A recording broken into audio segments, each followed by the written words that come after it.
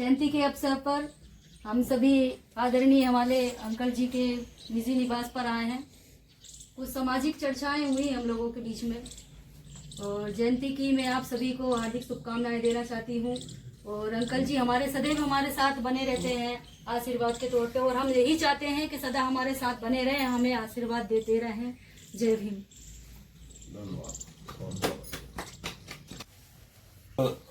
रविदास जी को नमन करते हैं हम, बाबा साहब अम्बेडकर साहब को नमन करते हैं, भारत भूमि को नमन करते हैं। आज रविदास जयंती समारोह तो नहीं कह सकते हम लोग, हमारे घर पर रविदास जयंती के अवसर पर एक कार्यकर्ता, एक सामान्य व्यक्तिगत के रूप में हमारे घर में हमारी सामाजिक बेटी माँ सावित्रीबाई फुले संगठन की में प्रमुख भूमिका निभाने वाली श्रीमती कृष्णा डागौर दौलपुरिया और उनकी टीम आई, उनको धन्यवाद। सामाजिक चर्चा हुई हम सब लोगों में, समाज की चेतना कैसे जगाएं, समाज को कैसे आगे बढ़ाएं, देख करके अच्छा लगा। ऐसी महिला नारी शक्ति आगे बढ़ती रहे। हम प्रणाम करते हैं। भारत भूमि संतों की भूमि रही है, तो जब एक अच्छे कार्यकर्ता, एक आध्यात्मिक व्यक्ति घर जाए और अच्छे लोग मिल जाएं, तो ऐसे महापुरुषों के जन्मदिन पर अगर उनकी चर्चा नहीं निकले और उनकी बात नहीं निकले तो हमारा ज्ञान, हमारी जानकारी सब अधूरी रहती है। ऐसे महापुरुषों के बताए हुए मार्ग पर चले हम तभी, और ऐसे हम कार्य करें तभी हमारे महापुरुषों की जयंती मनाना सार्थक होगा।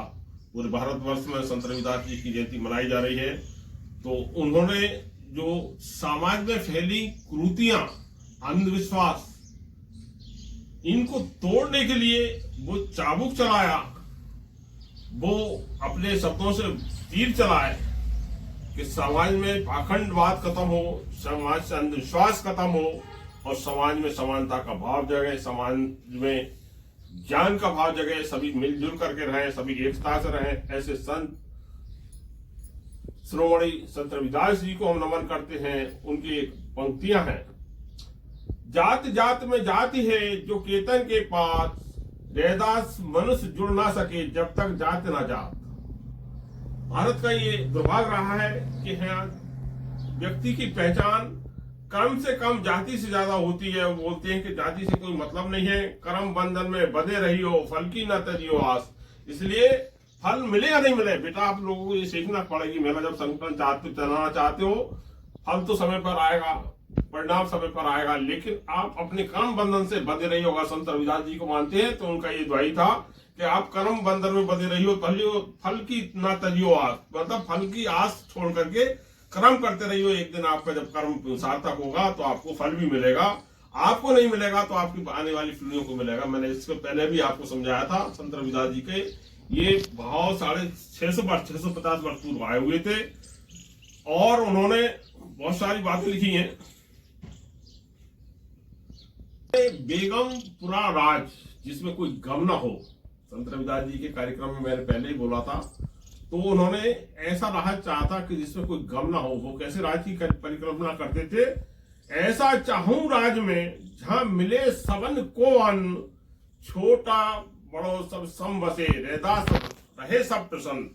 देखिए कितनी बड़ी कल्पना थी। आज जो संविधान में जो कल्पना दी गई है उसको आज से 650 वर्ष पूर्व रविदास जी ने अपने शब्दों में व्यक्त किया था कि ऐसा राज होना चाहिए जहाँ सबको अन्न मिले, खाने पीने की व्यवस्था है, शिक्षा, स्वास्थ्य और भोजन की व्यवस्था है, शुल्क हो और छोटे बड़े सब बचे, मतलब छोटे बड़े सब समान से रहे, समानता से रहे, अपने भाव से रहे। और इसी में ही रविदास जी कहते थे, इसी में रविदास जी प्रसन्न रहना चाहते हैं।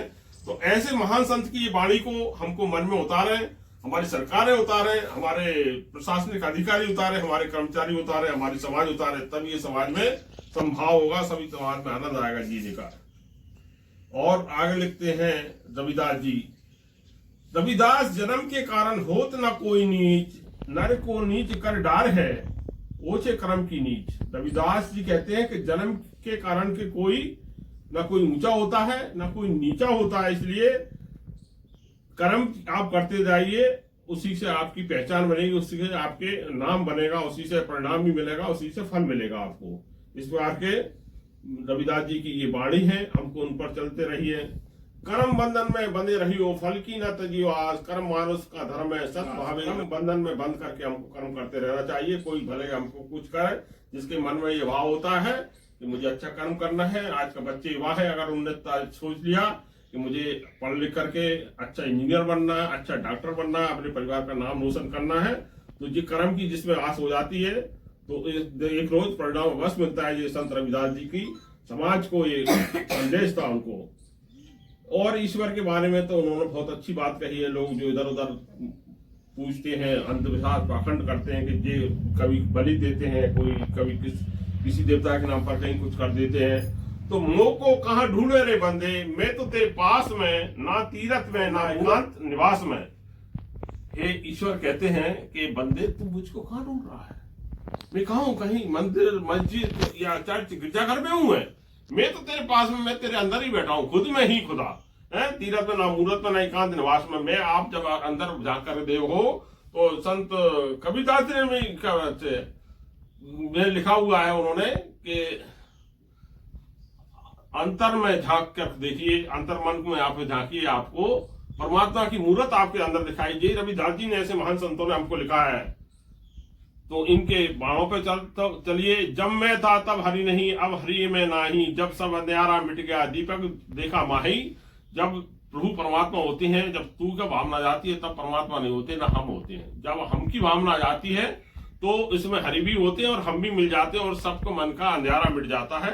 ऐसी दीपक जलाएं, बुद्धि का प्रकाश जलाएं, सभी एक मिलजुल करके रहें, और तभी ऐसे संत रविदास जी को मनाने की जयंती का हमको सार्थक परिणाम मिलेगा। ऐसे भारत भूमि को हम नमन करते हैं, यहाँ के संत महापुरुषों को नमन करते हैं। पुनः संत रविदास की जय हो, आप सबकी जय हो, सभी स्वस्थ रहे, सभी आनंद में रहे। जय भारत, जय संविधान, जय रविदास। धन्यवाद, धन्यवाद।